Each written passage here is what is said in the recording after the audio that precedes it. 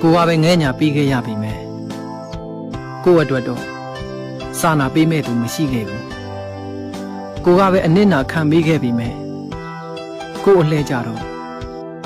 ထဲ့တွေးပေးမဲ့သူမရှိခဲ့ဘူးကိုကူညီပေးခဲ့တော့ကသူတို့ပျော်ခဲ့ကြတယ်ကိုတွဲထူပေးခဲ့တော့ကသူတို့စိတ်ဓာတ်ရာတွေတက်တာခဲ့ကြတယ်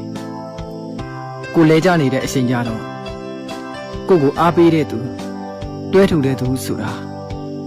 ကိုယ်တိုင်နဲ့ဖြစ်ခဲ့ရတယ်လူတွေအပေါ်မှာမျှော်လင့်ချက်တွေထားလို့ရင်စိတ်ဒုက္ခတွေများတတ်တယ်ဆိုတဲ့သင်ခန်းစာကိုကောင်းကောင်းကြီးရလာခဲ့ပြီးတဲ့နောက်ပိုင်းမှာတော့ဘသူစီကဘာကိုမှမမျှော်လင့်ချင်တော့ပါဘူးကိုကူညီခဲ့တယ်လို့ပြန်မကူညီခြင်းလည်းနေပါ